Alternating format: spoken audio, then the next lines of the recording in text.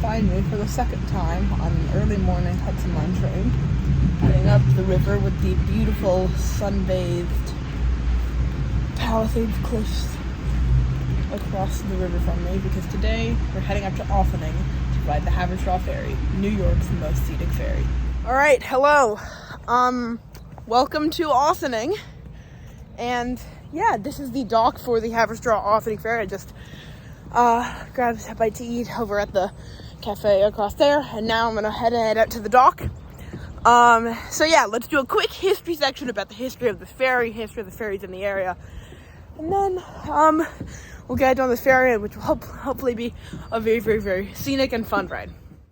Haverstraw Bay has a long and storied history that this ferry builds on, starting in the 17th century. In 1609, when Henry Hudson was sailing up the Hudson River, he quote-unquote discovered the Haverstraw Bay, believing it to be the Northwest Passage. This was, of course, wrong. However, it did allow towns to spring up around the bay. In the mid-18th century, a ferry service started between Stony Point and Verplanck, called the King's Ferry, which was eventually used by George Washington during the Revolutionary War. In addition, in 1780, many of Benedict Arnold's meetings with the British took place in Haverstraw, near where the ferry dock is today.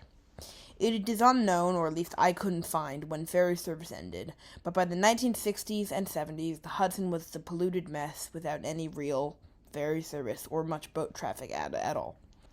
However, cleanup efforts were made, and in September of 2000, the Haverstraw Ossining Ferry started across a newly cleaned-up bay. The business model for this service was that commuters from Rockland County would drive to Haverstraw and then take the ferry across, connecting to the trains in Ossining, making it potentially the world's first ferry park and ride. The ferry has existed ever since, affording a scenic and historical ride to the roughly 550 commuters per day who take it. So now, let's cut to me in Ossining. And here's our boat. Gonna take them across to Haverstraw. Alright, welcome on board the Peter R. Weiss. It's one of New York Waterways East River ferry boats before that got sold to New York City Ferry. It's now operating here. And now we have a 15-minute ride across the Hudson with some great views. So I will shut up, put some cool music on under this, enjoy the views.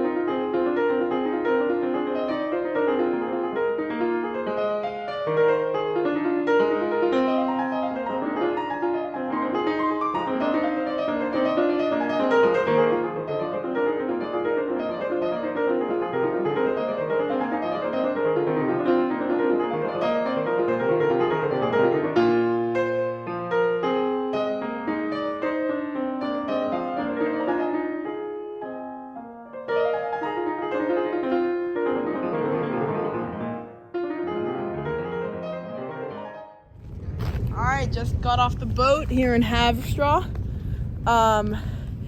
So yeah, that was a really scenic, a really fun, cool ride. So now I'm gonna cut to myself as I'm editing this to talk about what my final thoughts are and what my thoughts on this route are. So yeah, bye-bye.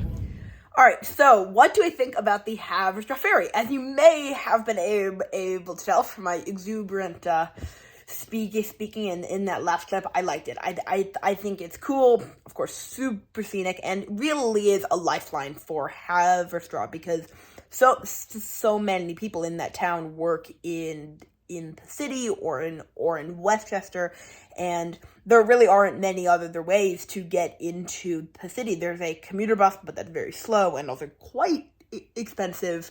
And then TOR, of course, exists, but we all know how local, rural, or suburban transit agencies are, and they're not very good. So, now I'm going to rate the Haverstraw Ferry using the same system I used in my New York City's Weirdest Commuter Train video, which I'll link up here somewhere.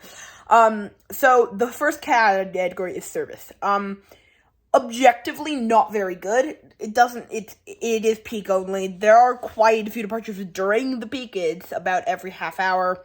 But the fact that it's peak only is not great, and if you added off-peak or weekend service, Haverstraw would be a much more booming town. So I think for service, I'm going to give it a 6 out of 10 because it does have good peak service, but it would be good to have off-peak service. Station usefulness is the second category, or I guess in this case, dock usefulness. Very good. Haverstraw has, it's a park and ride. It also serves the town quite well. You can commute, it's great. And then Ossining is right in downtown. So, for station useless, I'm gonna give it a 10 out of 10. Wow, I know. And then for coolness, which is the foam category, I'm biased because I love ferries and I love Scenic Views.